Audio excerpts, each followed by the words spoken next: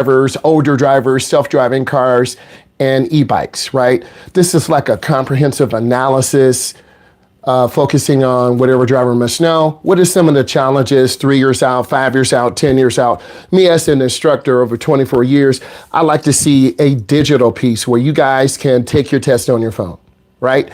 No more paper, no more pencil. We're wasting trees.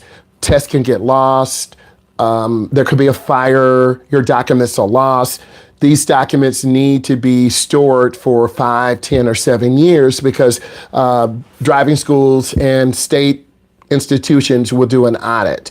There may need to be a paper trail, and I understand that, but there are more states who are doing electronic assessments. It's an 80-question test. You have 2 hours. Here's your code. The driving schools already have your personal identifiers, your birth date, your birth certificate. So that would make it more efficient because if you look at it, let's say I drive 5,000 students a year. That's 5,000 pieces of paper. That's 5,000 envelopes. That's 5,000 stamps. In fact, you guys don't even know what a stamp is, right? But that will be coming, and it can be secure because they do it at the college level. They do it at the high school level. I think the government system needs to come up. As I'm going along, I need you guys to put in questions on what I'm going over so you know, so we can have an active discussion. Do you agree with that? Should there be a digital system, digital test, right? That will cut down on cheating. Each of you have a different version. And then every year or two up in the Capitol, a PhD professor, a college professor, driving schools can work together collaboratively to make the next generation test. We need to have e-bike safety on there. We need to have self-driving cars on there. We need to have roundabouts on there. So you need to be putting in a cue and a question as I'm going along. I'm just going through and really kind of nailing some of these foundational principles. Our state stands at a critical crossroads. Something is going to happen, guys, because the home of the American automotive manufacturer, that's us. That's us. It started with us.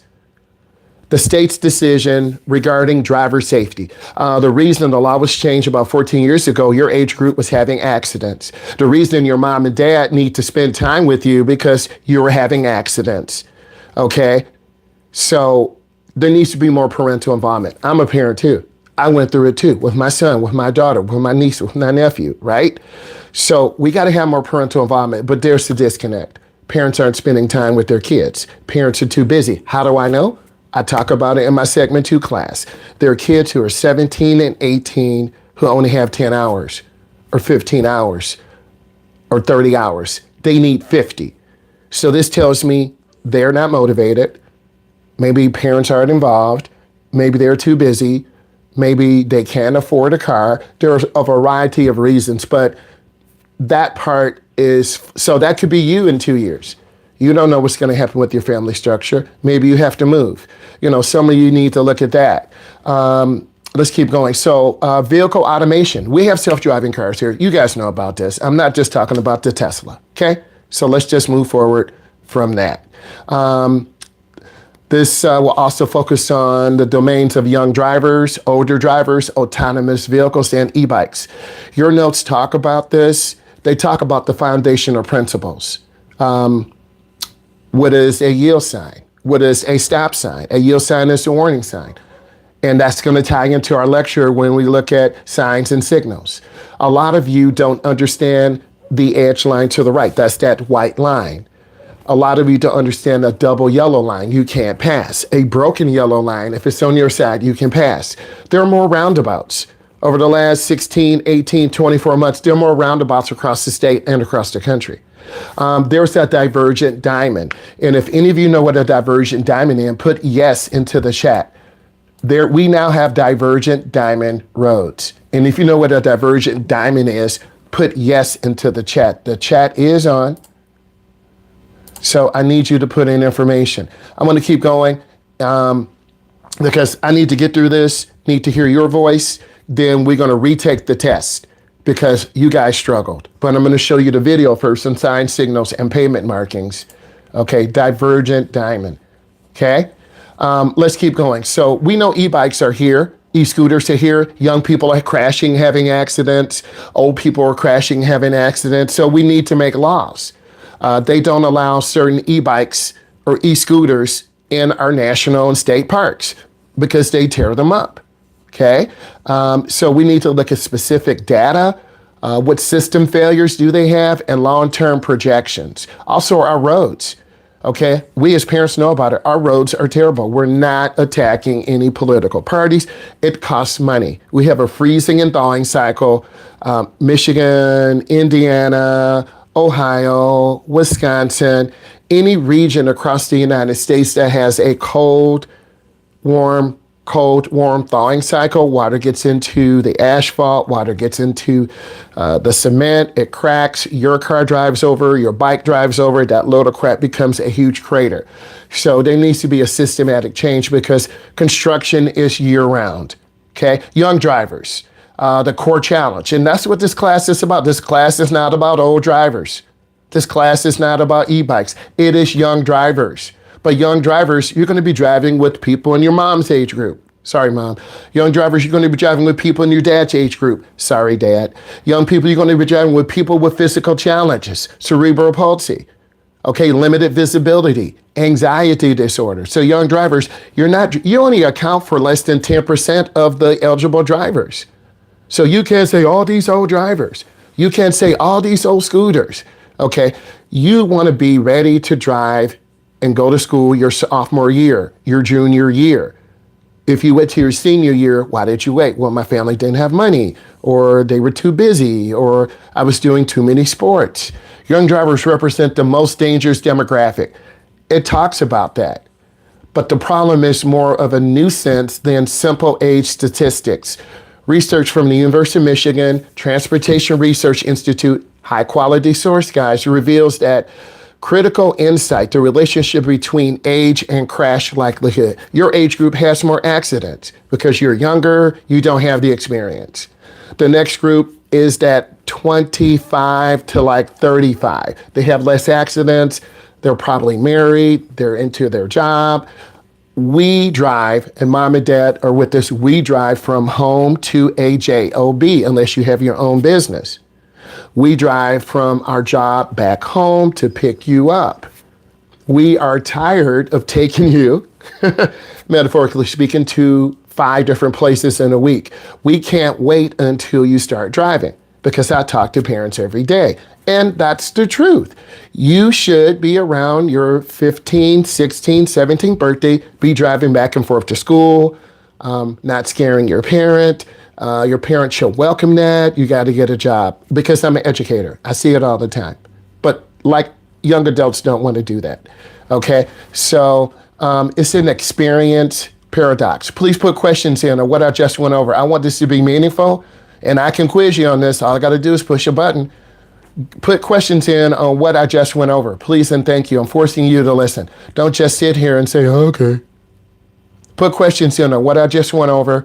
The experience paradox. If your mom and dad don't take you out during level 1, you won't get your license on time. If your mom and dad don't have time, you won't get your license on time. If your mom and dad are nervous because you pulled out in front of a truck and then you have problems in school and you're disrespectful, that's a behavior problem between you, your teacher, and your parent. Because I'm an educator. Students don't follow rules. They're not going to listen to you, mom and dad. Sorry.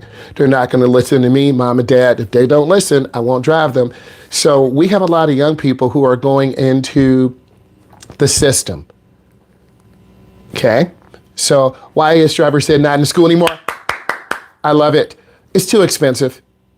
It needs to be back in school. It needs to be your favorite social studies teacher. It needs to be your favorite gym teacher. There are some schools in the state around the country that still have driver's ed. But if you have 5 driver's ed cars, the liability insurance is very high. Teacher salaries are high. I've earned it. I have a master's. I have 24 years of experience. I've taught 24,000 students. Some legislation is planning on putting it back in schools. So I think it needs to be back in schools. And I also think a third party needs to handle it. So you need to talk to your people in your capital. So very good. Good question. Really appreciate that. Let's keep going. Data. A comprehensive study examining drivers age 18 to 25. Okay, your parents over 25. We're talking about not you, your older siblings through college. Okay, I love the questions. Keep those questions coming in. For a driver with 1 year of experience, and that's you. That's not you. That's you. You don't have 1 year of experience because you're in a driver's education program and you're learning the rules of the road. We're going to look at signs and signals and pavement markings. Okay, let's stay on top of these questions. Why did they start taking driver's ed out? I already answered that question. It's very expensive. The liability insurance of young drivers crashing. You don't understand how much. Why don't you guys do this for me? Research how much liability insurance is for third-party driver's education schools. Research how much liability insurance it is for a school district. How much is fuel? How much is the car? How much is it for the teacher's salary? Okay, do your research and then you say, you know what? It is expensive, but we need to have it in schools. Or it's so expensive, it needs to go to the third party. Okay, what time is the worst time for drivers to go out because it's unsafe? That time period is 2 p.m. to about 5 p.m. Why? They're young drivers getting out of school. And that's the question on your test. Thank you, Maverick. They're, excuse me, let me get this first. Losing my voice. That 2 p.m. to 5 p.m. is very dangerous. You have young drivers, it's rush hour, people are speeding, soccer moms are speeding to pick you up from middle school, high school, elementary. You have drivers who are in a hurry to go to work. You have young drivers driving home, going to practice, going to their job. You're running late. Someone's going to run a yellow light. You are inexperienced. You're going to run a yellow light. A person's going to walk. You don't see them. It's bad. So if we look at accidents, your age group has more accidents than that 24 to 35. Your age groups has more accidents between that 35 to 45. But after around 55 years old, 60, that age group, the older age group starts to have more accidents, vision related. Okay, what time a young driver is not allowed to drive? Based on whatever driver must know, it's that 10 p.m. to 5 a.m. I like that, Alexis, because you are referring back, excuse me, you are referring back to whatever driver must know. And that's there because you will fall asleep, you're tired, you're under 16 years old. You don't need to be out past 10 p.m. Okay. Let me keep going. I like the questions. Please keep putting the questions in. It's tied back to whatever driver must know. So for drivers with 1 year experience, that's you. The crash rate declines generally between 18 and 23. So you have to make it to 18. You have to make it to 23. Once you get to about 23, it kind of levels off. You're learning how to drive. You don't speed through the sub. You have 4 years. If you're 15, at 5 years, you're 20. Okay. If you're 16, you're 21, okay? For drivers with 2 years of experience, their crash rate declines up to about age 25. So every year that you drive, your crash rate declines. The increase slightly for a remaining age group study. Most critical crash rates for drivers with 2 years of experience were significantly higher for 23, 24, 25, okay? So each year you drive, getting cut off, getting tailgated, roundabouts, merging on the freeway, downtown trap driving, dealing with the snow, dealing with the ice, dealing with the rain, dealing with night driving. You're going to get better. But if you don't drive, or your parents are scared, or they only have one car, or you crash your car and go into a ditch, you're going to lose that experience. And then in your late teens, 21, and it talks about this, your brain doesn't fully develop until you're 24, 25. You can look that up. A beginner car is any good beginner, excuse me. A beginner car is any good beginner car, Maverick, that drives. I'll say it again. A beginner car is any good car that drives because you, as under 21, you can't pick and choose. Your parents may say, we have a 2020, it's 2026. You're like, thank you, mom and dad. Honey, we have a 2015, it's your sister's car. It's a 2017. Thank you, mom and dad. So any car is a good car, but as time goes on, the larger cars are more safe. The Impalas, the Hondas, the Toyotas, the Kias, and that is going over in segment 2. Thank you, Maverick. I need other people to put in more questions. We already talked about times when you're allowed to drive, when you're not, referring back to whatever driver must know. Is there a limit on how strong a car can be for young drivers? The answer is it's marketing. Your car, the cars your parents buy have a crash test rating score, 3-star, 4-star, 5-star. Your parents do look at that because they're not only driving for them, they're driving for you. Okay, let's go back 15 years. You were born. You just were born. Your mom and dad has a car seat in the car. Your mom and dad make sure your car is safe. Your mom and dad are driving safe, using the blinker, but guess what? You're watching them in the back, screaming at the drivers. Ah! Your mom and dad are watching you. You are watching them because from 0 to 15, you sit in the back seat. You are observing how mom and dad drive. Do they speed? No. Do they cut off cars? No. Do they slam brakes because they're mad? You're learning this behavior because the family's the first teachers. Okay, but if your mom and dad are chilled, oh, I need to leave 25 minutes early. Let me get Junior ready. Let's get our daughter ready.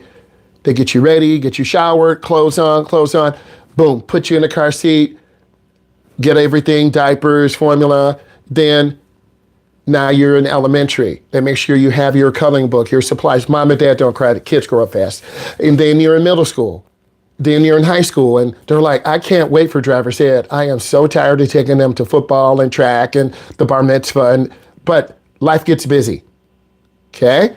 I'm looking at questions. Is there a limit on how strong a car can be? There's no limit, but you pick the strong car, Connor. If you want a weak car, you get a convertible, which does not have the top frame. If you want a weak car, you get a small car that if you have a crash, it will crumple you in. If you want a strong car, you get a pickup truck. You get a larger vehicle, okay? Because there are certain vehicles you should be driving, okay? Ideally, you want one with airbags, anti-lock brakes, crash avoidance, lane keep assist. But now we're talking about cars that are 2021, 2024, 2026, 2028. But cars are expensive. A used car's average of $3,000 to $5,000 to $7,000. Parents just don't have a money tree. Okay? I love the questions now. They're getting more direct. I will get more. So let's keep going. The data. So the more experience you have, the less likely you are to crash. Your parents need to get you out as soon as possible. Crash rates for drivers with 2 years of experience were significantly higher for 23, 24, and 25-year-olds than drivers with 1 year of experience. If you learn how to drive fast, you're always running late, you cut people off, you run yellow lights, that spells accidents, crashes. This finding challenges conventional wisdom. It suggests that extended experience without corresponding maturity, meaning if you're immature, you're going to be immature teen. You're going to be immature young adult. You're going to be immature full-grown adult. Or overconfidence. It's called a kryptonite quotient. The competence or confident trap, where young drivers feel capable, but they lack judgment. You're driving fast on the icy road up north. You're driving fast in the downtown metro area. You're driving reckless in your hometown. You're doing a streetcar takeover, doing donuts, and someone at the shop videos you and sends it to the sheriff. That's what's happening right now with young adults across the country. Let's go back to some of your questions. What car do you recommend? I already told you the Hondas. They're known for safety. The Subaru is known for safety. You guys don't watch TV. You're on Netflix. You need to look up cars and car safety. You really need to. One area I like to see drivers at is just let's learn about cars. Anywhere from 3,000, 5,000. How old is too old for a car? It depends. It depends on you. Okay, you want a car with anti-lock brakes. You want a car with an airbag. You want a car with those minimal safety. So that takes you to 2010. That takes you to 2000. But if your parents have limited income and they have a truck in the garage or a car in the garage, that's the 2007. You're like, Mom and Dad, I'll take it. Because those cars for that time period are safe. They have some side protection. They have frontal protection. Okay, so when is the best time to start driver's training? Anytime. But Bryce, they're not taking driver's ed. Anytime is a good time, but your parents overschedule you. How much harder do you think? It's not hard because we live in a cold weather state. You're learning driver's ed now in the summer, and then you're going to take it into the fall. You're going to take it into the winter. And your parents, what I had my son and daughter do is go into a parking lot and practice drifting, practicing spinning out, practicing gaining control, because you will spin out. I'm saying that's for me. Your mom and dad are like, no, you're not doing that to my truck. But you're going to spin out on the road. If you overspin, you're going to roll the car over, right? Let's keep going. Graduated license, GDL. All of you type in what GDL is. Tell me what it is, GDL. What is GDL? Why is that important? What is GDL? All of you should be typing this in. We're referring to whatever driver must know. You should be able to tell me this. This is why I had you download the document. Why do driver's ed schools give you whatever driver must know? Why are we referring to this? Why is that your second lesson or first lesson? There's a reason why. So you need to type in what is the GDL and tell me why it's important. Okay? So, Drew, I want to go a little bit back on the snow and ice. You know what you need to do. You've seen your mom and dad drive slower. You've seen your mom and dad drive faster on ice and snow. You've seen your mom and dad kind of skid. Maybe your mom and dad's a little late taking you to school. They kind of slide through the intersection. They kind of lift your foot, turn the brake, and then boom, they're good. You've seen your mom and dad kind of spin out and maybe go into the ditch. So you're learning from your mom and dad. One component I want to see more parents involved in the driver's education process. I want to see them in this call. I want to see them ask questions, right? So we're going over this right now. So I asked you to put in information on the GDL. It's required across the state from drivers age 15 to 17. It's mixed results. And this is from University of Texas, University of Michigan. It's mixed. Prior to 10 years ago, 12 years ago, we didn't have the graduated licensing process. You just needed 4 hours, Maverick. 4 hours of driving, boom, you're done. You're driving, but you're making accidents. So age 18, the placement effect. When GDL programs apply exclusively to 16, 17-year-olds, some teens delay licensing until 18.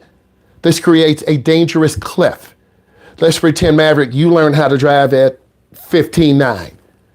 You have your full license. You're going to have 16.9, 17.9, 18.9, 19.9, and 29. You're going to have 5 years of experience. Let's pretend someone waits to 18. They have 18 to 19, 19 to 20. 2 years of experience. So some teens wait, so it creates a cliff. So those 18-year-olds don't understand driving. They're going to go into the ditch. You've learned, Maverick, to go slow, cover your brake, don't panic. So there's kind of a systematic problem where newly licensed drivers, 18, lack supervised driving experience. So Maverick, Brian, Alexis, your parents have to be with you with the graduate licensing system. If you're 18, someone 21 and up, mom and dad are working, you're 18, there are no 18-year-olds in high school. Let's just say that. You can go to high school until you're 21. Let's just say that. So there's a lot to consider. So we need to get those younger drivers out there. Come on. Specific following GDL implications. Experience is a significant increase in possible injury and property damage of crashes. I'm like 18 and up. So older drivers are making mistakes, and older for you guys is 16, 18. Yes, I'm a dog person, but I like cats too. Thank you, Maverick. I'm a dog person too. It's all good. we're friendly. And let's talk about pets for a second. Your pet should be in the car with you in a harness because we don't want animals to fly out. Thank you for the sense of humor. By contrast, Maryland, which applies GDL to novel drivers for all ages. So Maryland has a decrease in accidents. So I think our state needs to look at other states and see what is working, what is not. 30 hours of supervised driving. That's when where a driver must know. That was with a 34.5 increase in fatal crash rates in one state. So we need more supervised driving. Night driving restrictions, when implemented alongside supervised driving hours, did not reduce fatal nighttime crashes. So this is interesting. Sometimes because we have all these rules, you're still crashing at night. You're still making mistakes. So maybe mom and dad are not really being strict on you. It's okay, baby. Go through the red light. I'm looking for you. But you build habits of going through red lights. It's okay, honey. Do 90 on the expressway. Mom, I don't feel good. I can't keep the car at 90 or 80. It's okay, honey. Stay up with traffic. So you're learning those bad habits. And then when you're a young driver going late, you're going to do 90. Well, I learned it from my mom and dad. Here's your ticket. You're going 30 over. However, passenger restrictions for the first 12 months, intermediate licensing. So one good thing the states do, they limit the number of passengers. Please put in questions. We're doing fine. We're doing great. And then I am going to hit you with whatever driver must know quiz because our data wasn't good. Put in some questions. Put in some questions. Your level 2 learner's license gets delayed in any sort of accident or ticket. The answer is, Alexis, yes. If you get a ticket, the state could delay you going into level 2. But Alexis, let's look at it. It's your fault. If you're in an at-fault accident, Alexis, let me take that back. Alexis, if it wasn't your fault, you're going to go right into level 2. If it was your fault, they're going to delay it. I think that's fair. I think that's fair because any accident is a potential crash. Okay. So how many does it take to just be taken away entirely? Alexis, it's on an individual basis. Let's pretend you go through a light and you hit a car and you push the car into a bicyclist. The bicyclist becomes paralyzed. They're going to come after you and your family. Let's pretend, Alexis, you go through a light and it's just a regular fender bender. You're going to have that on there. It's going to be in there for 2 or 3 years. That's probably going to delay it. It's not as serious. But if you keep having those accidents, the state is going to come in and call you for a hearing. So it just depends. What age do you consider best age for driving? Any age, Alexis, is a good age for driving. It could be 15, 20, 30, 40, 50, 60, 70, 80, 90, and 100. I think all of you need to open your mind to not having age restrictions, but also I think we need to look at those age groups that have unique problems and challenges. Okay, so Alexis, I'm looking at it from a global set of saying teenagers shouldn't do this. Old people shouldn't do this. Every group has challenges. I have challenges. You're going to have challenges. And then some of you will say, you know what? My vision is getting really bad. I have a neuromuscular disease. I'm going to take myself off the road. But driving gets you to work. Driving is your freedom, and it's really hard to give that up. Policy recommendation gap. Research clear that the GDL applied exclusively to 16, 17-year-olds may backfire. So what we want to do, and Ohio is doing this. California, Florida is doing this. They're extending it up to 21 years. And I think that's going to happen 3 years, 5 years, 10 years out. Older drivers, demographics, aging population presents challenges. Older drivers are not necessarily more dangerous overall, but they have specific vulnerabilities. Their hearing, their vision, slow reaction time. Grandma, you just turned in front of a semi-truck. What? Mom, Grandma turned in front of a semi-truck. Honey, I'm going to have to talk to her tonight. Mom, Grandpa just ran a light and almost hit a person on a bike. I'm going to have to talk to Grandpa. I'm going to talk to my sister and brother. Grandpa shouldn't be driving. Grandma shouldn't be driving. But they don't want to give up the license. It's going to have to be a family meeting. Okay, stop sign intersection problem. This is with all of you. You don't stop. You do a rolling stop. That's the most common accident. That's one of the failures. Two or more dangerous maneuvers, running a stop sign, illegal left turn. Distractions are the key factor for younger drivers and older drivers. The number of travel lanes and driving under the influence of alcohol or drugs. Okay, because more people are on medications. Drugs can be good, drugs can be bad. Going straight, for an elderly driver, going straight in a stop sign controlled intersection, this is the best indicator of liability, regardless of the pre-crash action of younger drivers. This suggests that older drivers may misjudge right of way. This is true. Grandma, you didn't stop. I didn't see the sign. Mom, Grandpa, I'm pretending. Okay? But also, you as younger drivers, you're looking on your phone. Junior, you just ran a stop sign. What? Don't do that anymore. I'm taking the car. Dad, stop talking to me. Mom, stop talking to me. Honey, Junior is so disrespectful to me. And then your parents are going to have a talk with you. And if they don't correct you early on, 18, 19, 20, you're going to take it for granted. Okay? This suggests that older drivers may misjudge right of way. Multitask. I talked about this yesterday. Driving is a multitask. Turning increases the likelihood of an elderly driver being liable, for a crash. This aligns with knowing age-related declines, space. So as you get older, you lack spatial awareness. You're going to trip and fall down stairs. You're going to walk into the wall. You're going to back out into a mailbox. Younger drivers, you do the same thing. You just rely on the backup camera, but you don't look left or right. I thought we were solid. This is good information.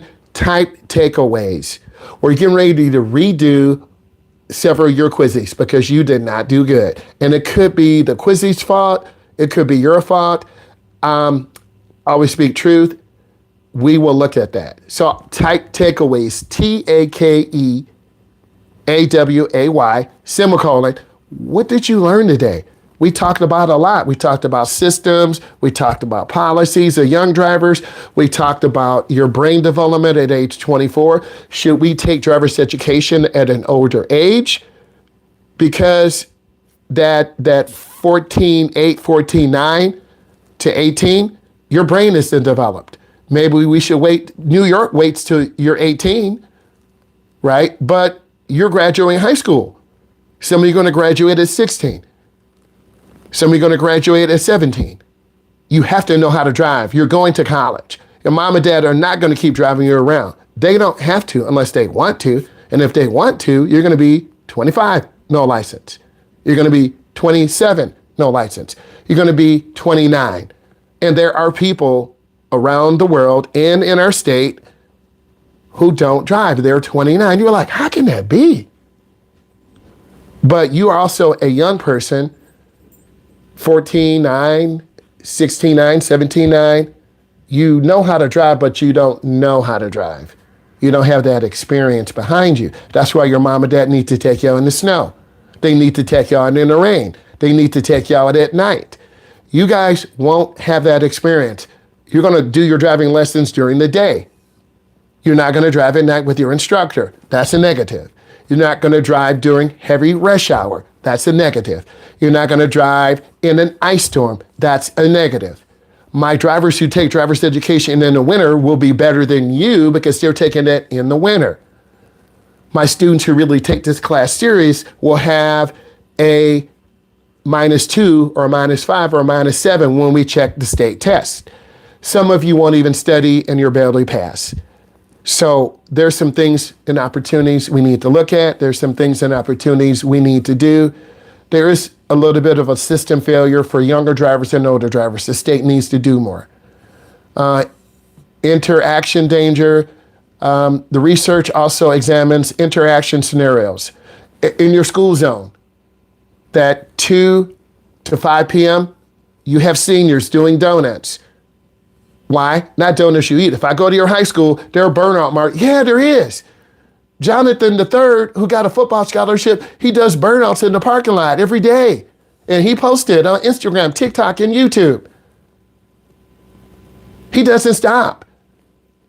And then other kids see this. And then you're a sophomore with your permit and your mom and dad see this. And isn't that Jonathan? Yeah, if I ever see you doing that to my vehicle. And you're saying to yourself, I've already did it, mom and dad. Right? Because you're going to show out with your friends. Okay? That's extremely important that you understand this. We need to establish an American Center for Mobility, passenger progress, autonomous vehicle legislation, and these are some of the things that we need to do. So I want to look at your takeaways. I learned that your learner's license level 2 gets delayed depending upon the severity of an accident. Thank you. So this means drive good. This means self-reflection. Takeaway, teens and older drivers are the most dangerous to drive with. Yes, but if your mom and dad practice with you daily, once a week, you're going to get better over time. The key is your mom and dad, because you're only required to drive 6 drives with me as a licensed instructor. You're probably saying, well, they should change it to drive 8 drives. Yeah, I like that. Give me an increase in pay too. You deserve it. I do deserve it. I'm reading. Takeaways, both the young and older driver groups have the same problems caused by different things. Connor, love it. They are different things, and they are similar. Going through a red light is going through a red light, whether you're a teen or a person 55 or older. Struggling to not hit the curb is a teen problem and an older driver problem. Going too fast or too slow is a teen problem and a 55-year-old or more age problem. Takeaway, that people over 70 have cognitive decline. Some should not drive anymore. And to add to that, there are some young drivers. Maybe you have closed head injury riding your motorcycle. Maybe you fell on your e-bike. Typically, younger you are healthy. Takeaway, I've learned that starting soon is better because it gives you more time. This is correct, but there's a state requirement that goes back to what some of you said. Maybe you should start at 14. And then you get licensed by 15. And then you have 15 to 16, 16 to 17, 17 to 18, 18 to 19. I kind of like that, Drew. So if we lower the age, you get more time to drive, but also let's make the state accountable. If you don't have your license in 1 year, then you start over. Okay? Think about that. Well, some of you say that's not fair. We were too busy. They were taking 10 AP classes. They were doing sports. So let's keep that accountable on both sides. So let's put more pressure on the parents because it's got to be for the common good. Let's put more pressure on the state. Ultimate goal, let's get you driving 4 years, 5 years before you're 20. That's going to hopefully cut down on accidents, but there needs to be longitudinal. Drew, I like what you said. Takeaway, don't drive at the age of 80. I would say that's age-related discrimination, Everett. I'm going to call you out on that. Who are we to say at 80, don't drive? Who are we to say at 14.8, don't drive? Who are we to say at 21, don't drive? I think we need to look at the global picture because there are plenty of 8-year-olds, Everett, who will clock your T. What do you mean I can't drive at 80? I'm in better shape than you. So I think you want to look at it from a global perspective. What longitudinal evidence do you have? Okay, if a person, regardless of their age, is accident-free and they're in good shape, let them drive. If a person, whether they're 14, 44, 64, 74, 84, 94, if they're not having accidents, let them drive. So I think there needs to be a more comprehensive system to check. I think they need to go into the Secretary of State, take a more in-depth eye examination, look at their driving record. So I'm just kind of giving you a global picture because we wouldn't want those 80-year-olds ever coming after us. Older drivers and younger drivers are most likely to have accidents. I like that global approach. Everett, I'm challenging your thinking. Find some evidence. Find some evidence. And that's what good teachers do. Teens and early drivers cause the most accidents. This is true. That age group, that 24 to like 45, usually they're the safest. There's statistical information. Okay. So I just researched that people over 70 have cognitive decline. I'm surprised you still consider 70. Well, you have to look at it from a global perspective. Just because you have a little bit of cognitive decline doesn't mean that we should take your license. How much is too much cognitive decline? How much is enough cognitive decline? This is a very sensitive issue, and I think more research needs to be done. And I like that evidence, but also there's evidence to dispute that. Sounds like a debate, right? So I like that. There are no dumb questions. Can you eat a sandwich while you're driving? Technically, you should be focused. If you want to eat your sandwich, pull over to the side of the road. But if you're eating, you're going to be focusing on eating and not focusing on driving. Okay? There are no dumb questions. A graduate license system is designed to teach teens, drivers at each level, giving teens more privileges. Yes, it's a graduate release system. GDO is a graduated driving licensing. It is important because it allows you to do more things in your first license. So as you practice more, you get more freedom. And I think there needs to be more discussion about how much cognitive decline is too much. We don't want to regulate, okay, at 70, you have to stop driving. At 80, you have to stop driving. At 90, you have to stop driving. It depends on an individual. Just because you're 70 or 80 doesn't mean you're dangerous. It has the potential to mean, do you wear eyeglasses? Do you not? Let's look at your driving record the past 5 years, 7 years, 10 years. So I think there's some opportunities, and I love the questions. I'm not a physician, so you might want to look that up. I thought it was good. I thought we had a good choice. We're going to do a quizzy right now. Give me one moment.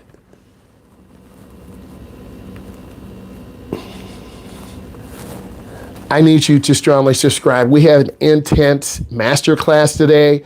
We had great discussion today. I need you to leave comments. I need you to put in information. I need you to subscribe. I've taught driver's education over 24 years. We're looking at the heart of what are some of the problems in our GDL license. This covers young drivers, old drivers, self-driving cars, and e-bikes.